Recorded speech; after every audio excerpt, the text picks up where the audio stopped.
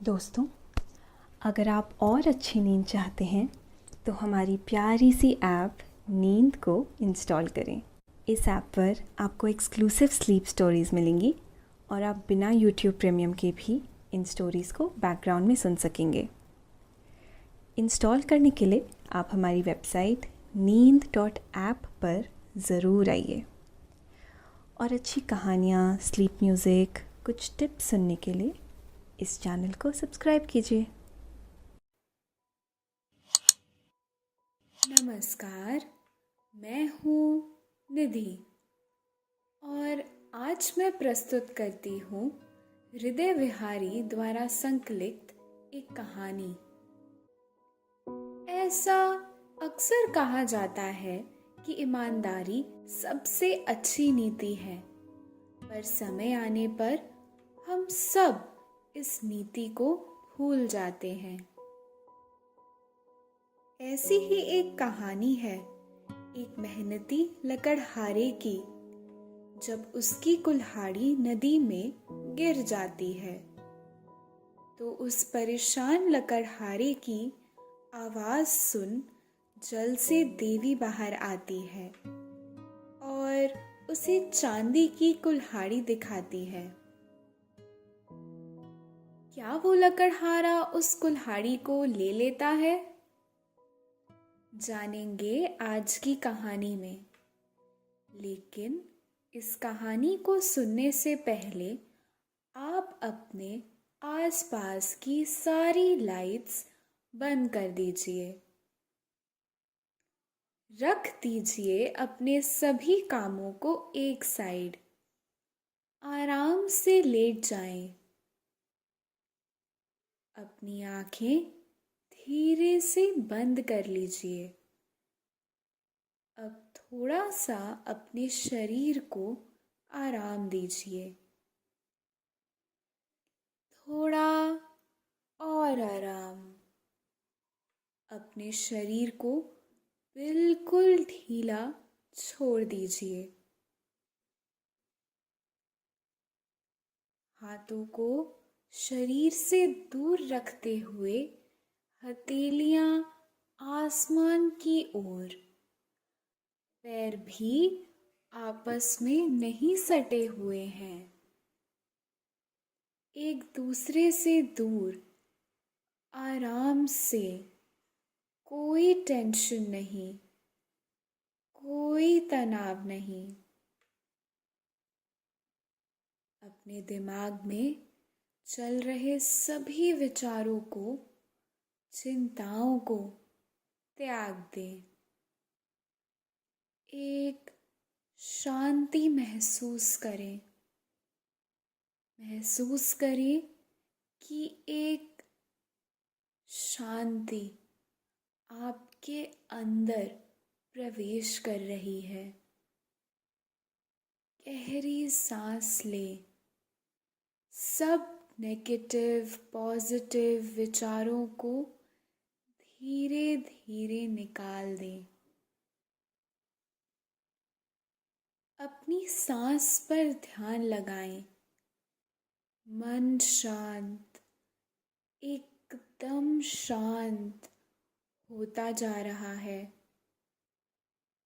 आप अच्छा महसूस कर रहे हैं। खुद को काफी हल्का फील कर रहे हैं। सब तरफ शांति है, सुकून है, खामोशी है।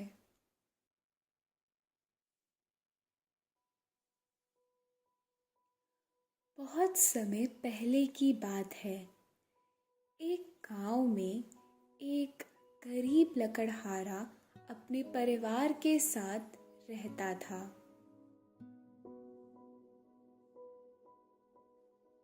आजीविका के लिए वह रोज सुबह गांव के समीप स्थित जंगल में जाकर लकड़ियां काटता और उसे बाजार में बेचकर पैसे कमाता था।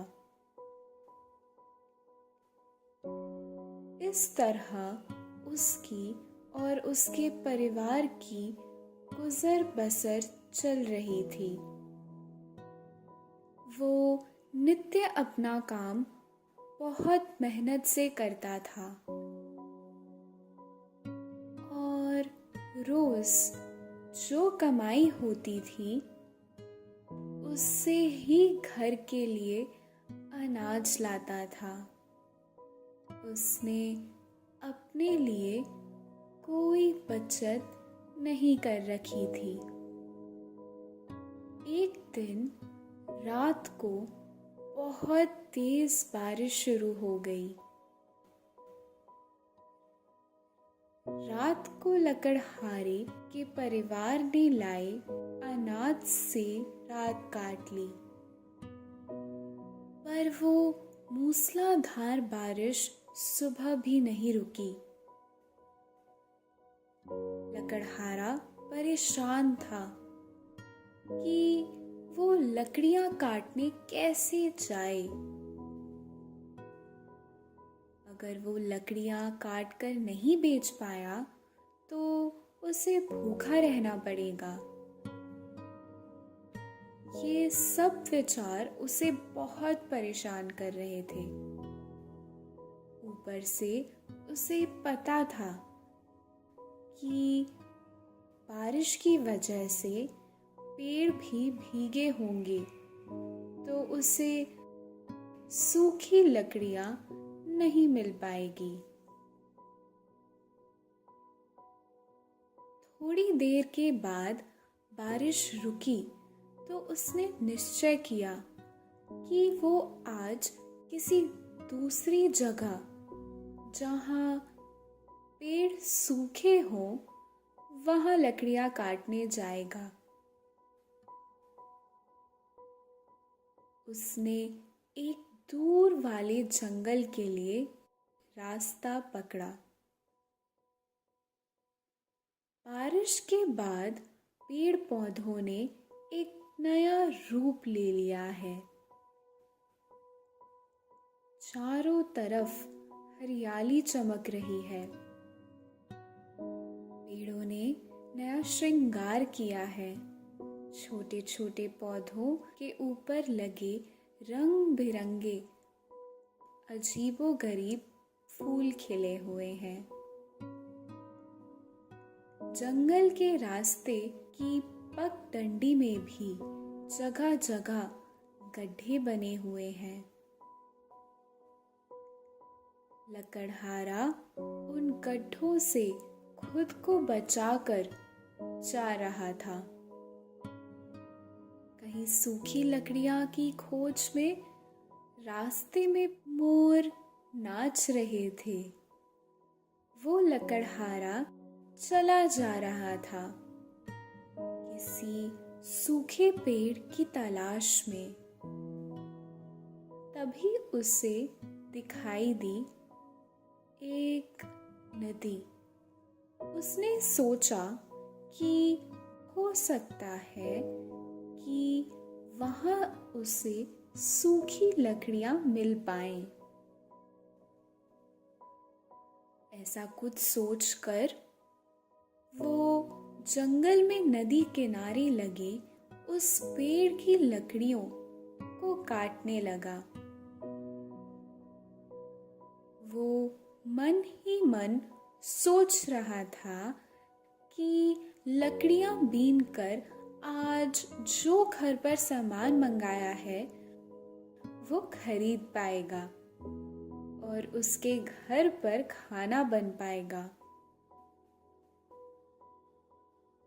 वो लकड़हारा इन सब विचारों को लेकर उस सूखे हुए पेड़ की लकड़ियां काट रहा था।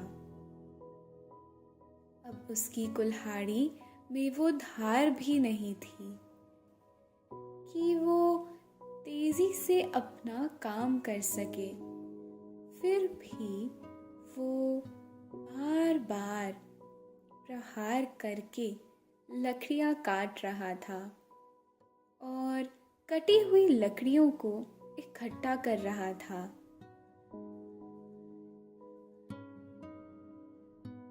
तभी अचानक उसकी कुल्हाड़ी उसके हाथ से छूटकर नदी में जा गिरी। लकड़हारे ने लोगों से सुन रखा था कि नदी बहुत गहरी है और उसमें तरह तरह के जलीय जीव रहते हैं। मगरमच्छ और भी अन्य खतरनाक प्राणी हैं।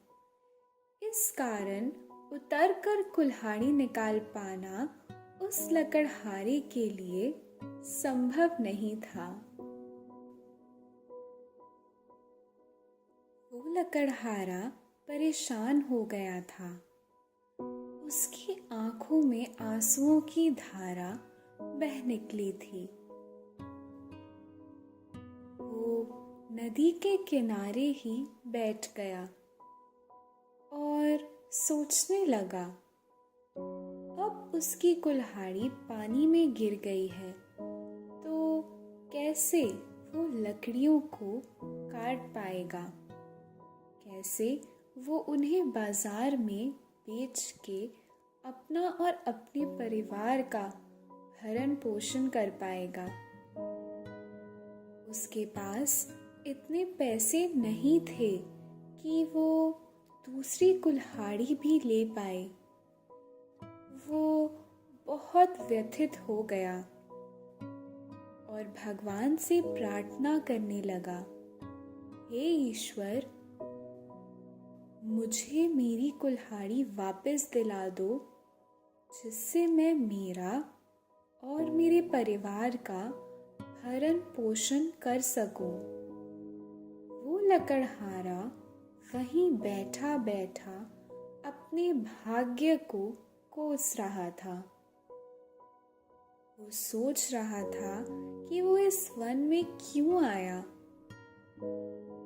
उसी समय नदी के ठीक बीच जल में कुछ हलचल होती है और जल के ठीक बीचों बीच से ही कुछ उदय होता है।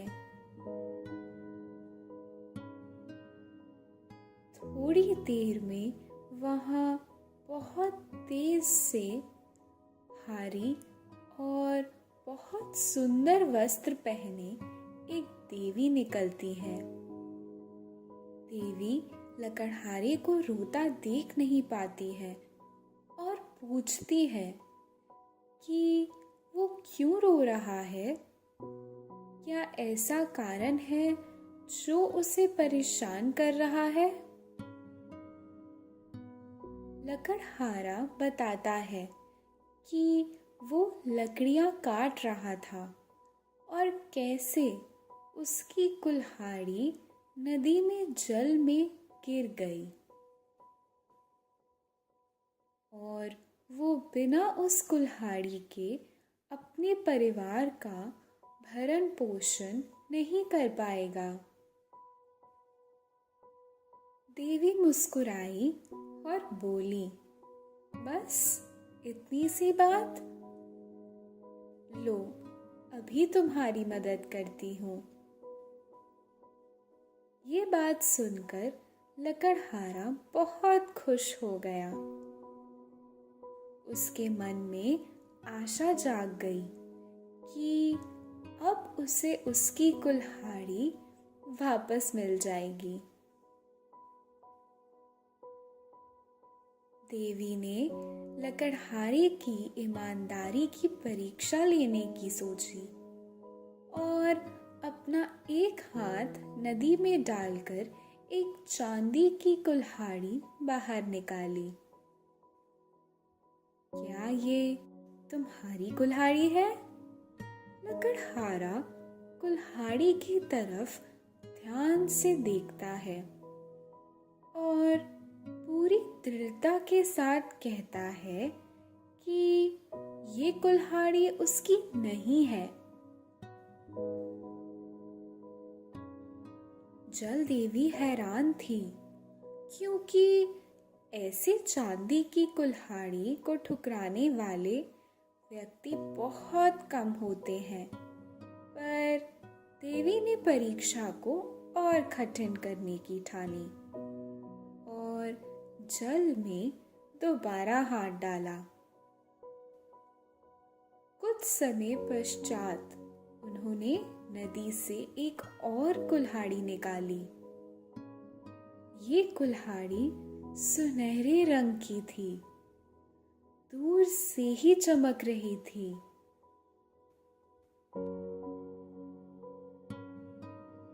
जैसे हीरे मोती जड़े हों।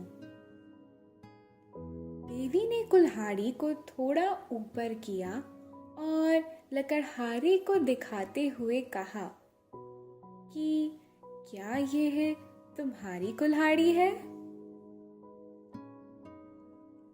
लकड़हारा कुल्हाड़ी की तरफ ध्यान से देखने लगा। उसने सोचा कि यह कुल्हाड़ी तो उसकी लोहे की कुल्हाड़ी की तरह नहीं लगती है, ये तो सोने की लगती है।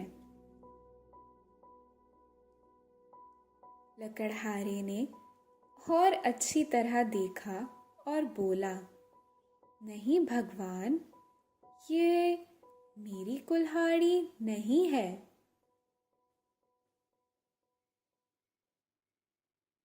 जल देवी बोली, इसे ध्यान से देखो मेरे पुत्र, यह सोने की कुल्हाड़ी है जो बहुत कीमती है। सच में यह तुम्हारी नहीं है? देखो, इसमें बहुमूल्य हीरे और मोती लगे हैं।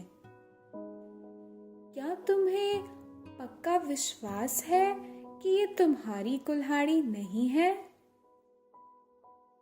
लकड़हारा बोला, नहीं, यह मेरी कुल्हाड़ी नहीं है।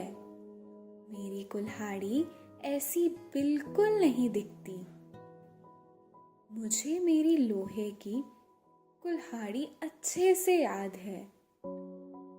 उसका हत्था यूं हीरे मोतियों से नहीं जड़ा हुआ था, बल्कि लकड़ी का था। वो अब पुरानी हो चुकी थी और कुछ कुछ जगह से उसका लोहा भी टूट गया था। पर देवी, मैं मेरी कुल्हाड़ी को अच्छे से पहचानता हूँ। देवी लकड़हारे की ईमानदारी पर बहुत प्रसन्न थी। उन्होंने एक बार फिर नदी में हाथ डाला और एक लोहे की कुल्हाड़ी बाहर निकाली। लोहे की उस कुल्हाड़ी को लकड़हारे ने तुरंत पहचान लिया और खुशी से झूमने लगा।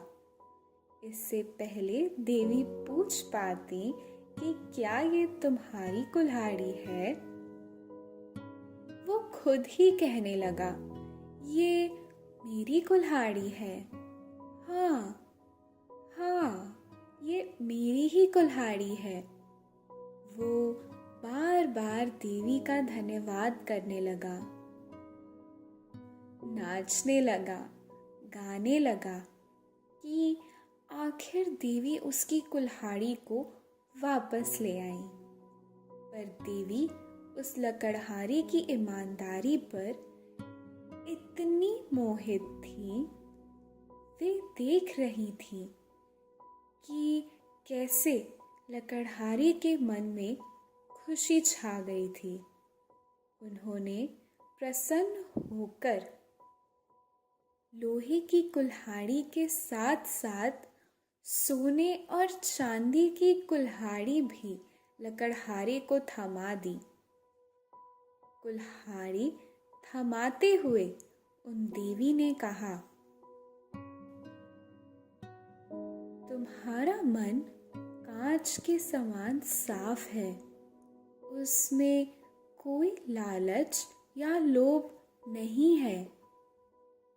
तुम्हारे सामने चांदी की वो कुल्हाड़ी लेने का मौका था, पर तुमने उसे स्वीकार नहीं किया। मैंने तुम्हें लालच देने के लिए सोने की कुल्हाड़ी भी दिखाई, लेकिन तुमने उसका भी लालच नहीं किया। तुम्हें अपने कार्य से प्रेम है और उसे पूरी कर्तव्य निष्ठा से निभा रहे हो। मैं तुम्हारी ईमानदारी से बहुत खुश हूँ। ये दोनों कुल्हाड़ी भी तुम अपने पास रखो और इस ईमानदारी से अपना काम करते रहो। तुम्हें सब सुख प्राप्त होंगे। यह कहते हुए देवी अंतर ध्यान हो गई।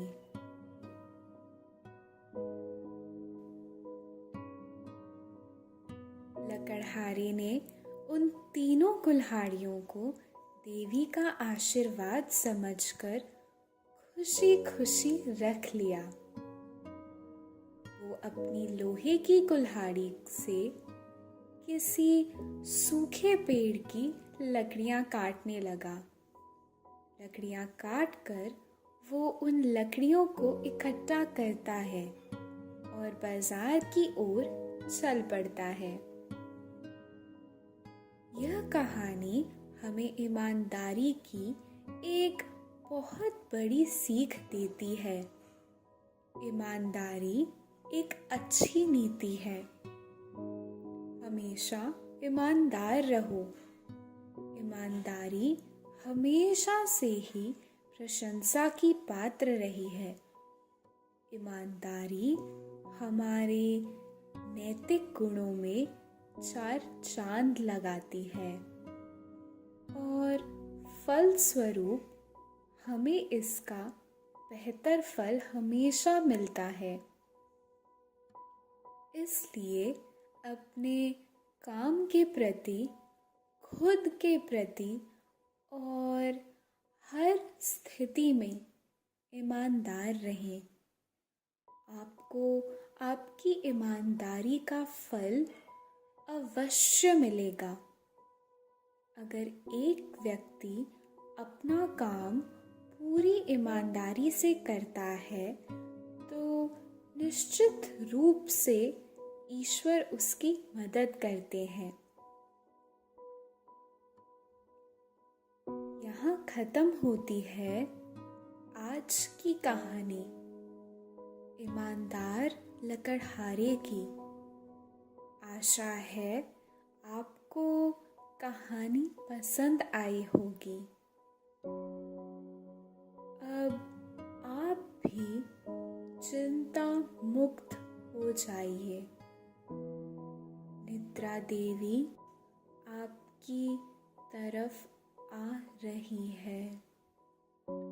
आपकी पलकें धीरे धीरे भारी हो रही है।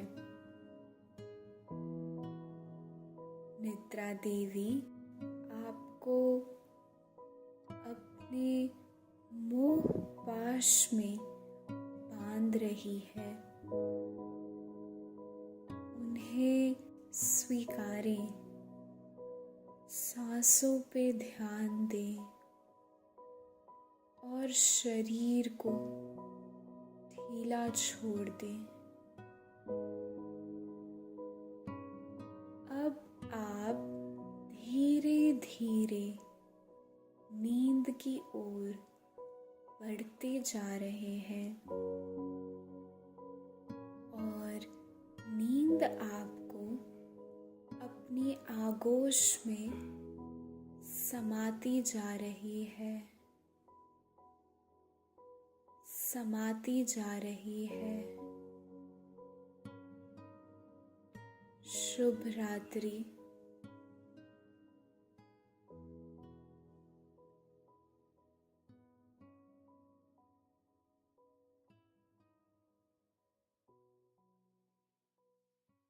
दोस्तों, अब से आप आपकी मनचाही दादी और नानी की कहानियों से प्यारी नींद की कहानियां सिर्फ और सिर्फ नींद ऐप पर ही सुन पाएंगे। तो इसी तरह हमारे साथ कहानियों के जरिए जुड़े रहने के लिए आपकी अपनी नींद ऐप इंस्टॉल करें।